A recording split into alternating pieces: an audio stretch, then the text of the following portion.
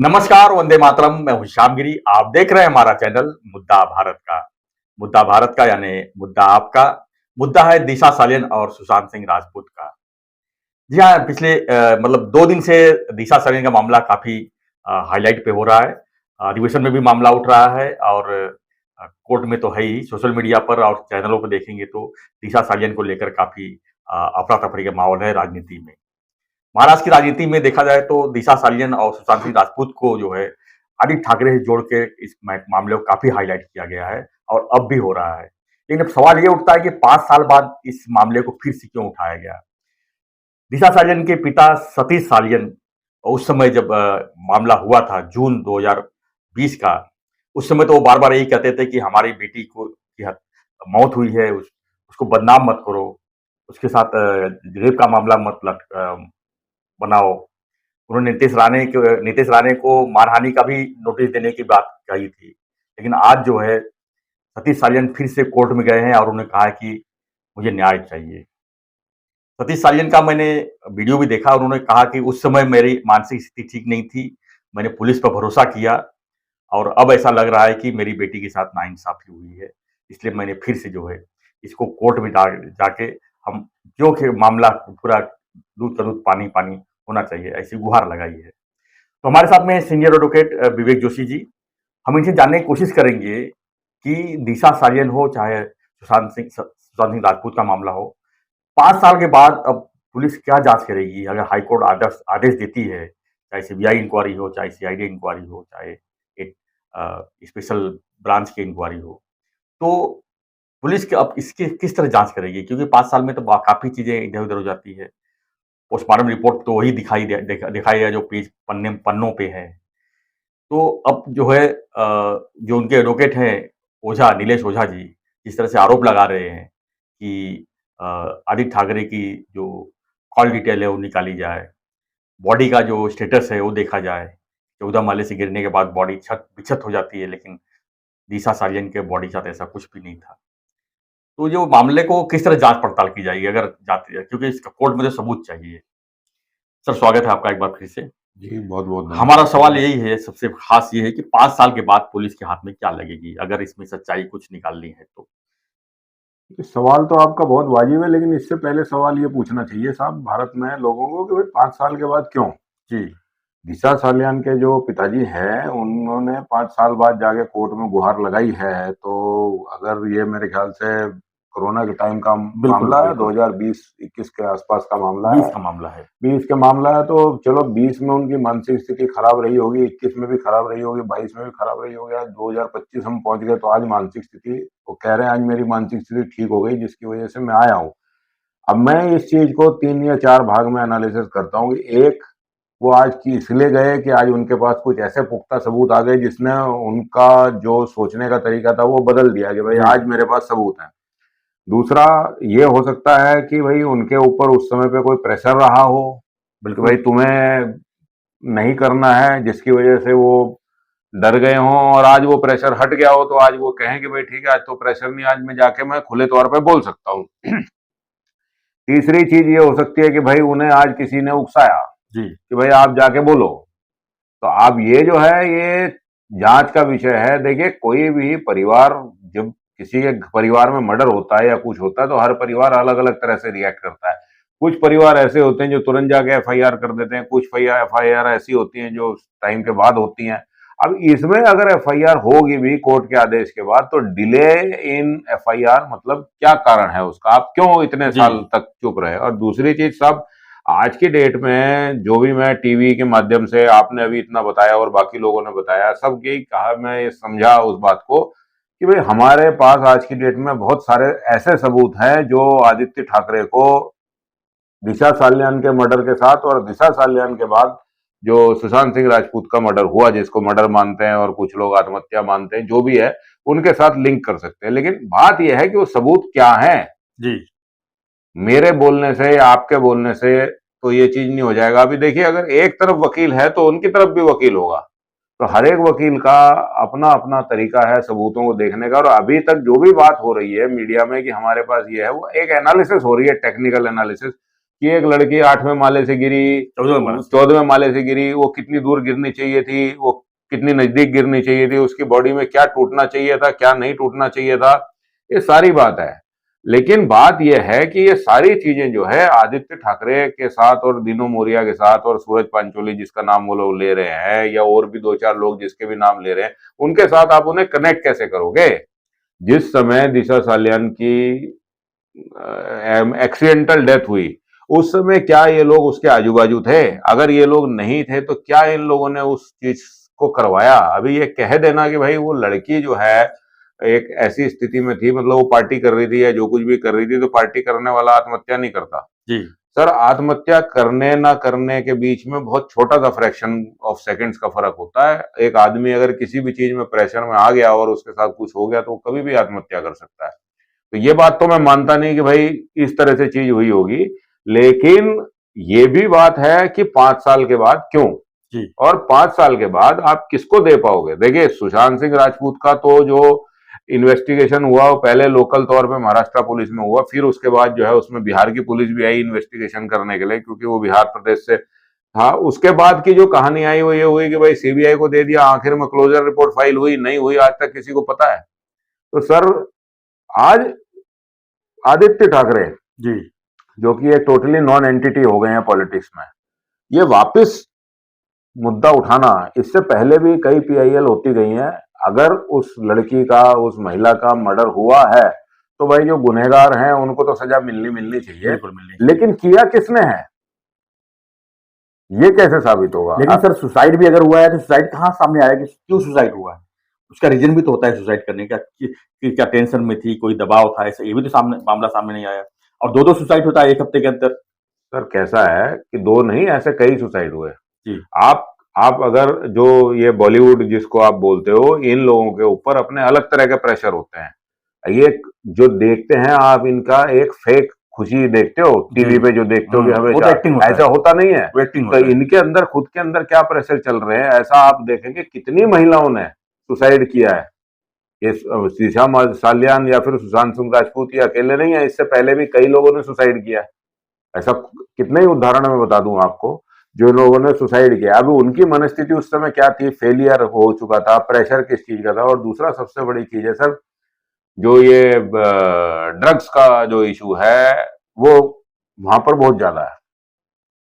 भाई आपको परफॉर्मेंस दिखानी है, सारे टाइम आपको खुश रहना है, तो आपको कुछ ना कुछ तो चाहिए करने के लिए। अब वो चीज अगर उतनी फ्रीली अवेलेबल है तो हो सकता है। इसमें मेरा एक मानना तो हमारे सवाल का जवाब आपने अभी तक क्लियर नहीं दे पाए कि 5 साल बाद अब क्या पुलिस अगर जांच केस बैठाती है, हाई कोर्ट ऑर्डर देती है, तो 5 साल के बाद अब क्या हासिल होगा, कैसे जस्टिफाई होगा? नहीं, पहले तो सर आप ये मानिए मत कि हाई कोर्ट इसमें कोई ऑर्डर दे देगा अच्छा इन्वेस्टिगेशन के लिए। हाँ, आपको हाई कोर्ट को कन्विंस करना पड़ेगा कि आपके पास इनफ तथ्य हैं जिसकी वजह से हाई कोर्ट एक प्राइमा फेसी ओपिनियन फॉर्म करे कि भाई हाँ इसमें इन्वेस्टिगेशन होना चाहिए जी।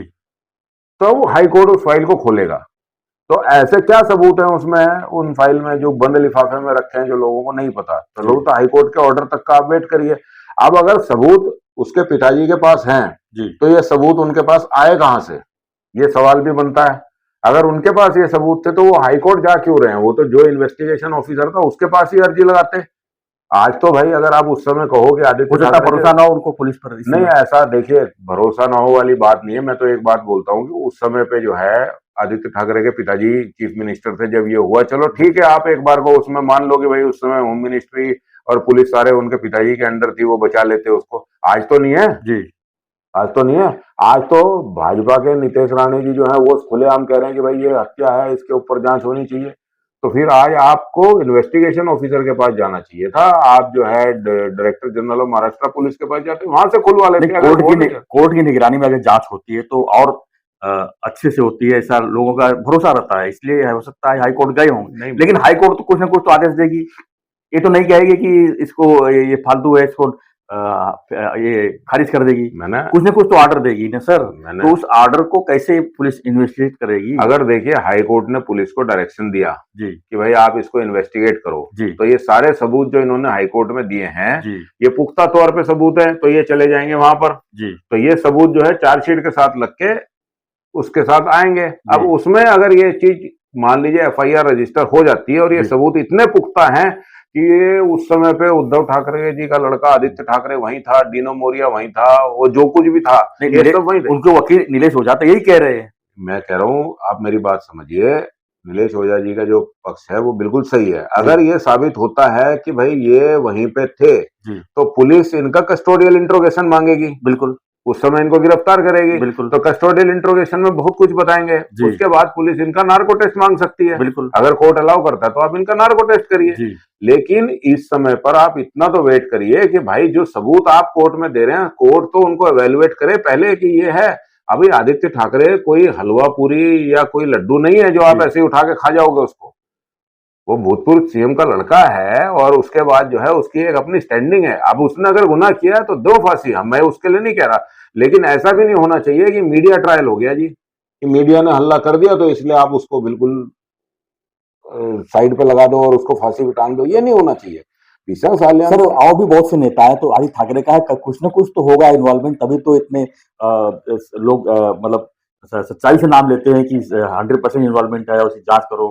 उस समय जो है सीएम थे उद्धव जी, इसलिए सब मामला ये हटाया बढ़ाया गया सर पूरा। देखिए, ये बात बिल्कुल सही है कि भाई अगर आदित्य ठाकरे जी ने कुछ किया तो उनका नाम आ रहा है। ये बिल्कुल बात, यही बात मीडिया बिल्कुल में चल रही है। बिल्कुल, दूसरे लेकिन नाम क्यों नहीं होते? बहुत सारे नेता हैं, उनको उनका भी नाम आना चाहिए। लेकिन आदित्य ठाकरे का ही नाम। मैं कह रहा हूँ सर, मैं आपको उसकी बात का जवाब दे रहा हूँ। आदित्य ठाकरे जी का जो नाम अगर आ रहा है टीवी जी में और उनका नाम चल रहा है, तो कानून जो है और न्यायिक प्रक्रिया आपके या टीवी वालों के कहने पे नहीं चलेगी, बिल्कुल वो नहीं। चलेगी सबूतों के तथ्य पे। बिल्कुल अगर सबूतों के आधार उसके लिए हैं तो ही होगा, नहीं तो नहीं होगा। बिल्कुल। अब सबूत क्या है आदित्य कुछ ठाकरे के खिलाफ? कुछ सबूत क्या है? सबूत होगा तभी तो सर उनका नाम खुलेआम लिया जा रहा है ना। मैं कह रहा हूँ सर, नहीं तो सीधा मानहानि का दावा ठोक सकते हैं नीलेश ओझा के ऊपर, बाकी लोगों के ऊपर भी, मीडिया के ऊपर भी ठोक सकते हैं, सोशल मीडिया पे ठोक सकते हैं, क्यों नहीं ठोक सकते हैं? कुछ तो इसमें है जो कि जांच होनी चाहिए, और अगर नहीं है तो वो भी सामने आना चाहिए कि नहीं है। नहीं, जांच से कोई इनकार नहीं कर रहा। जी जांच तो सुशांत सिंह राजपूत के मर्डर की भी हुई ना। हुई ना, जी और उसी सीबीआई ने करी।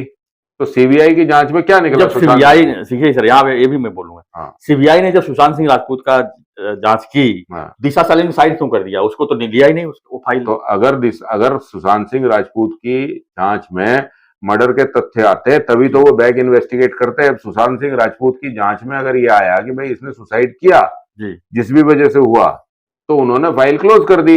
अब उन्हें दिशा सालियान की जांच का आदेश आएगा तो वो सीबीआई उसकी भी जांच करेगी। लेकिन बात यह है कि 5 साल बाद भी सीबीआई उसकी जांच में करेगी क्या? सबूत के नाम पे तो कुछ नहीं मिलने वाला।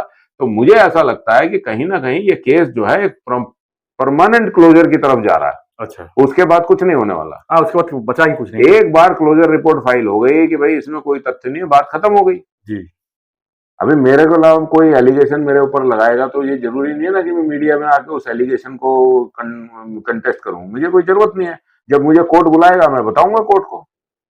भाई इतना आप उद्धव ठाकरे की ये भी तो बात देखिए, इतनी बात होने के बाद वो कोई देश छोड़ के थोड़ी भाग गया।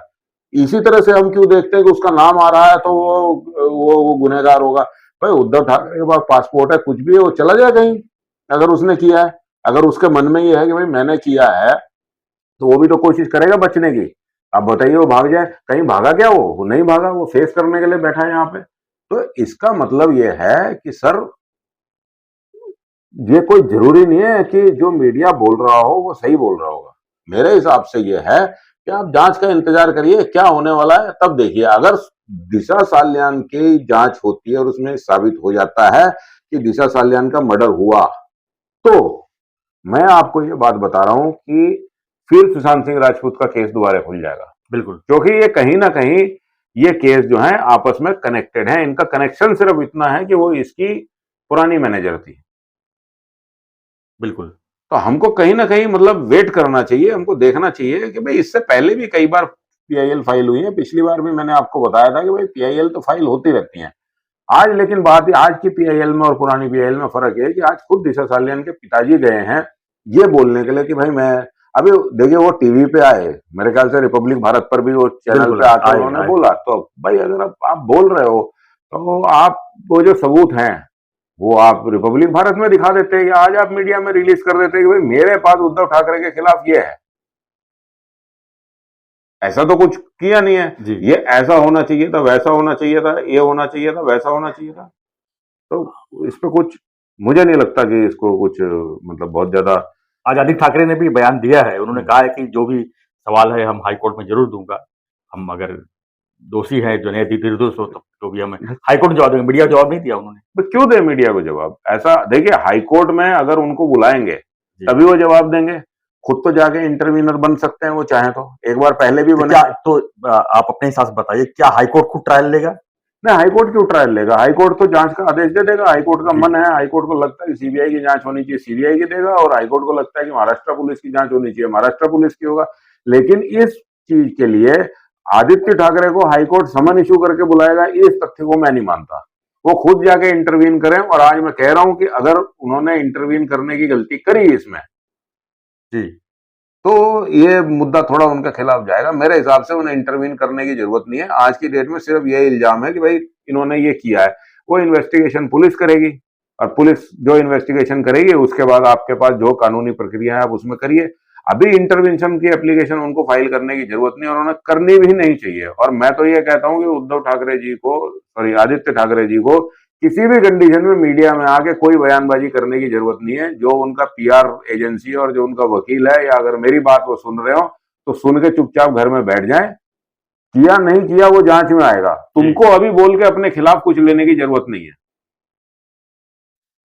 धन्यवाद विवेक जी। तो हमारा सवाल यही था कि आखिर में 5 साल बाद जांच अगर बैठती है तो पुलिस के हाथ में क्या लगेगा और इसका जस्टिफाई किस तरह से होगा, क्योंकि 2020 में मामला काफी गंभीर रूप से इसको उठाया गया था और मामला काफी पेचीदा बना हुआ था। इसमें आदित्य ठाकरे नाम जुड़ने के बाद मामला और काफी बड़ा हो गया था, लेकिन मामला जो है धीरे धीरे खत्म होते गया। और 5 साल बाद जब जो है दिशा सालिन के पिता हाईकोर्ट में गुहार लगाए हैं, तो 5 साल के बाद क्या जस्टिफाई, किस तरह जस्टिफाइड होगा, ये हमारा सवाल था। विवेक जोशी जी ने काफी अच्छे से इसका जवाब भी दिया है और बताया कि क्या हो सकता है, किस तरह की जांच हो सकती है, किस तरह का एविडेंस इनके पास अगर होगा तो उससे क्या रिजल्ट हो सकता है।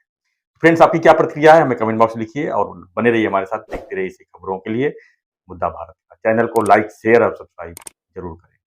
धन्यवाद सर। धन्यवाद। धन्यवाद। जय हिंद, जय भारत।